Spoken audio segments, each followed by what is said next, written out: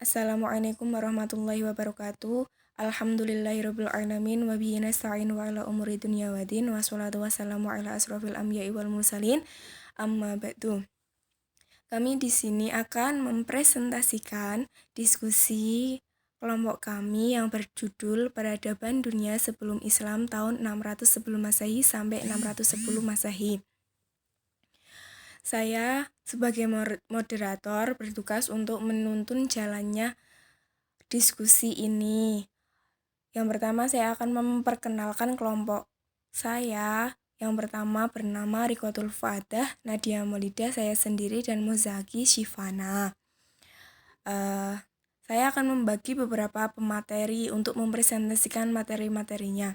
Materi pertama akan disampaikan kepada Mbak Rikotul, materi kedua akan disampaikan kepada saya sendiri yang akan menyampaikan, materi ketiga akan disampaikan pada Mas Zaki. Untuk pemateri pertama dipersilakan untuk mempresentasikan materi yang akan dipresentasikan.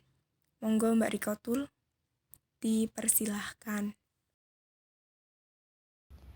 Baik, terima kasih kepada Mbak Nadia atas waktunya. Di sini saya akan mempresentasikan untuk materi yang pertama, yaitu Arabia pra-Islam. Kondisi Arab pra-Islam ditandai dengan berbagai macam budaya. Kami membagi menjadi 3 kondisi, yaitu sosial budaya, sosial politik, dan juga religius. Untuk yang pertama yaitu kondisi sosial budaya Arab pra-Islam. Kondisi sosial budaya ini dikenal dengan zaman jahiliyah. Jahil yang berarti bodoh, tetapi yang di sini yang dimaksud jahil bukan bodoh secara kecerdasan otak mereka, tetapi jahil di sini ialah tidak mampu berpikir secara logis, di mana mereka menyembah patung yang mereka buat sendiri.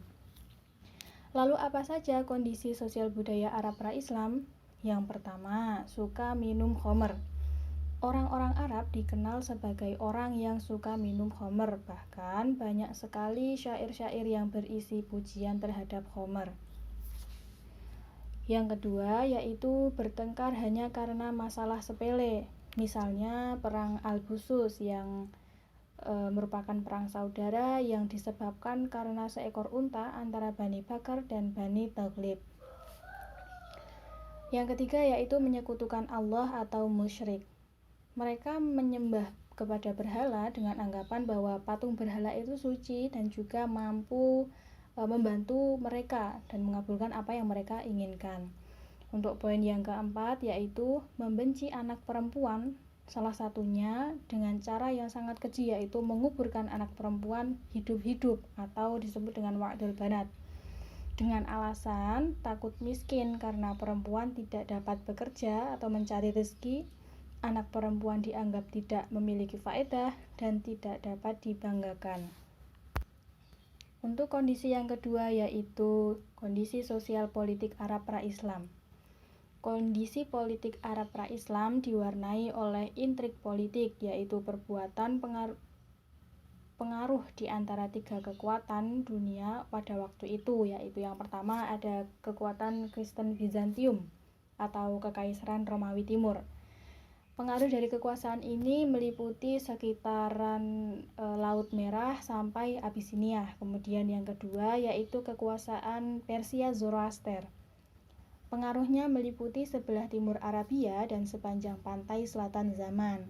Mereka menyembah kepada Ahura Mazda, yaitu Tuhan yang bijaksana. Yang ketiga yaitu kekuasaan Kerajaan Arab Selatan. Kerajaan Arab Selatan dipimpin oleh dinasti Himyar.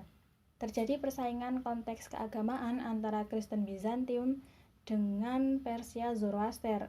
Selama 5 abad Persia dikalahkan oleh Kristen Bizantium, akan tetapi kerajaan Arab tetap bertahan dan tidak terpengaruh dengan agama misteri Yunani, Romawi, dan maupun Kristen.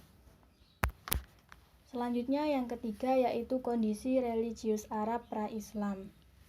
Kondisi keagamaan sebelum diutusnya Nabi Muhammad SAW didominasi dengan kerusakan dan juga kesyirikan. Walau dalam beberapa segi mereka, masyarakat Arab ini memang memiliki sifat-sifat yang baik seperti jujur dan gemar memuliakan tamu. Untuk kondisi religiusnya, yang pertama yaitu penyembah terhadap batu atau paganisme. Yang kedua yaitu animisme atau kepercayaan terhadap roh.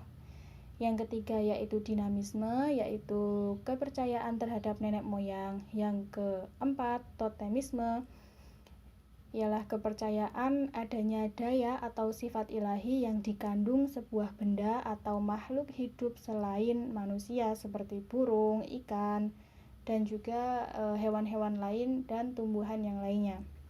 Selanjutnya yaitu astralisme. Astralisme ialah suatu kepercayaan terhadap 3 benda langit, yaitu matahari, bulan, dan Venus. Yang terakhir adalah monoteisme. Monoteisme ini mempercayai bahwa Tuhan adalah satu dan berkuasa penuh atas segala sesuatu.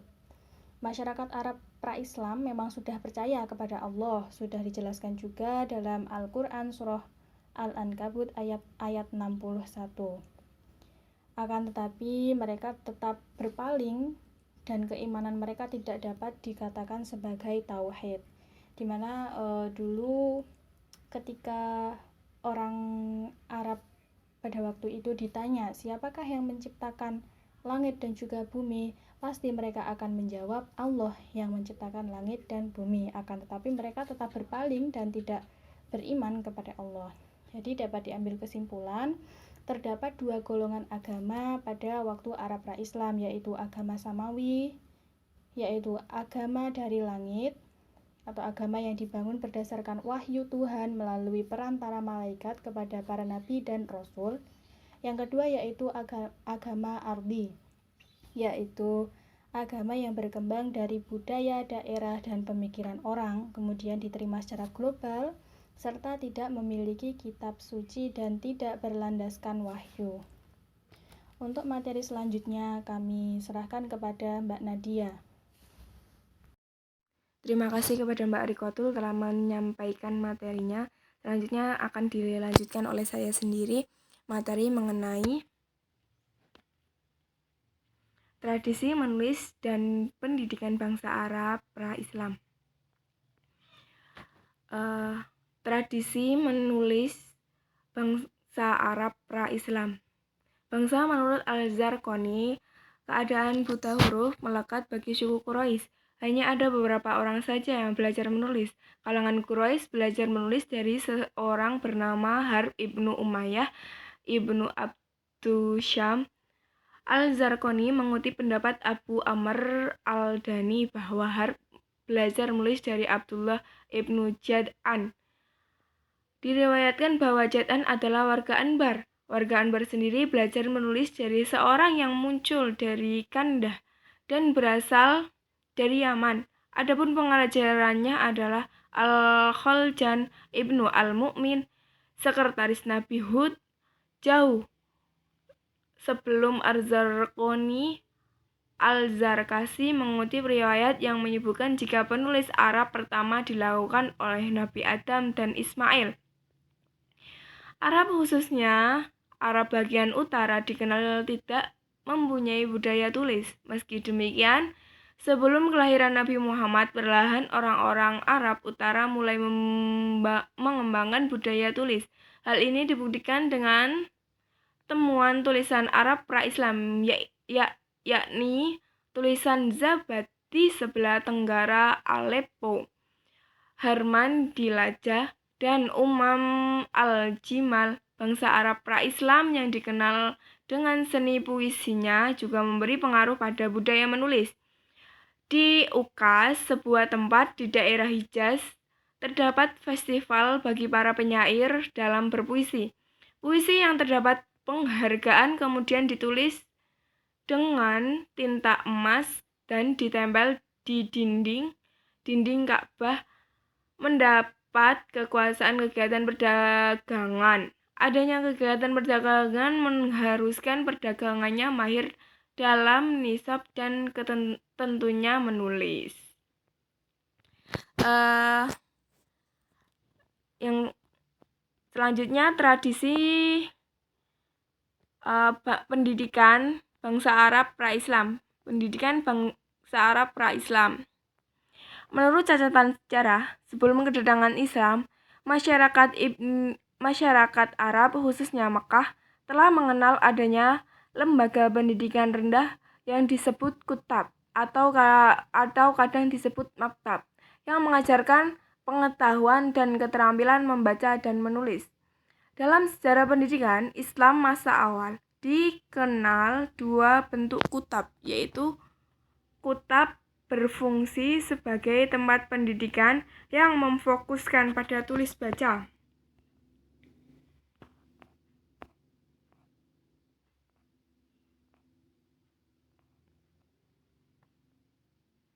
Pada masa ini, Al-Quran belum dijadikan rujukan sebagai mata pelajaran dikarenakan dalam rangka menjaga kesucian Al-Quran dan tidak sampai terkesan dipermainkan para siswa dengan menulis dan menghapusnya.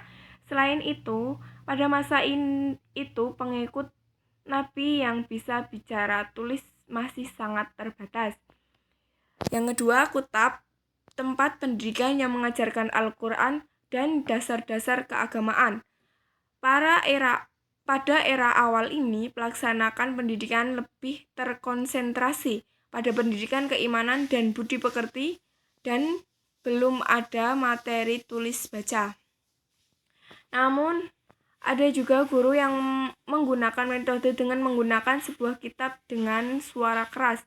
Dalam operasionalnya, baik kutab jenis pertama maupun kedua dilakukan dengan sistem halakoh, kemudian diikuti oleh seluruh siswanya. Proses ini dilakukan berulang-ulang sampai siswa benar-benar menguasainya. Di samping itu, ada juga guru yang menyuruh siswanya untuk menyalin pelajaran dari kitab tertentu. Lama belajar di kedua bentuk kutab tersebut tidak dibatasi oleh waktu, akan tapi ditentukan oleh kemampuan siswa dalam menyelesaikan pelajaran dalam suatu kitab. Mata pelajaran pada tingkat ini adalah membaca, menulis, menghafal Al-Quran, serta pengetahuan akhlak. Pilka Hilti mengatakan bahwa kurikulum pendidikan kutab ini berorientasi kepada Al-Quran sebagai teks.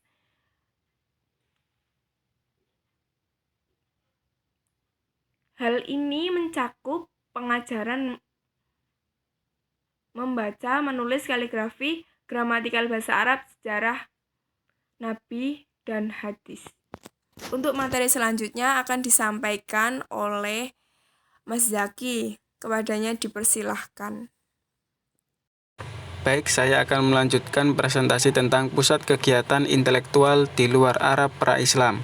Menurut Dr. Teungku Syaifullah, pusat-pusat kegiatan intelektual di luar Arabia sebelum dan menjelang datangnya Islam yang berperan sebagai jembatan dalam proses penyerapan ilmu pengetahuan oleh umat Islam generasi awal meliputi Athena, Alexandria, India, dan Jundishapur. Yang pertama yaitu India. Dibanding dengan pusat-pusat kegiatan intelektual yang terdapat di daerah-daerah kekuasaan kerajaan Romawi dan Sasaniyah, India jauh mempunyai pengaruh yang lebih sedikit dan tak langsung pada perkembangan ilmu pengetahuan dalam Islam. Hal ini terutama dikarenakan oleh letak geografisnya yang lebih jauh dari semenanjung Arabia. Namun demikian perlu kita ingat bahwa daerah ini telah membuat beberapa kemajuan ilmiah sepanjang abad ke-6 Masehi, yakni abad menjelang datangnya Islam. India membuat kemajuan berarti di bidang matematika lewat ilmuwan besarnya yang bernama Varahamihira, kemajuan di bidang ilmu bahasa, ilmu kedokteran, astronomi, geografi, historiografi, dan matematika. Selanjutnya yaitu Athena. Sebagai sebuah kota yang berada di bawah kekuasaan kerajaan Romawi Timur, Athena mengalami kemakmuran dan kemajuan budaya, serta menjadi salah satu pusat kegiatan intelektual kerajaan Romawi. Sejumlah pusat pendidikan berdiri di kota ini. Filsafat dan ilmu-ilmu lainnya berkembang dengan baik. Di kota inilah lahir Plato yang hidup dan mendirikan sebuah akademi filsafat yang belakangan berkembang menjadi Museum Athena pada tahun 387 sebelum Masehi. selanjutnya yaitu Alexandria. Alexandria adalah sebuah kota kuno dibangun sekitar abad ke-13 sebelum Masehi dan terletak di pantai timur Laut Tengah.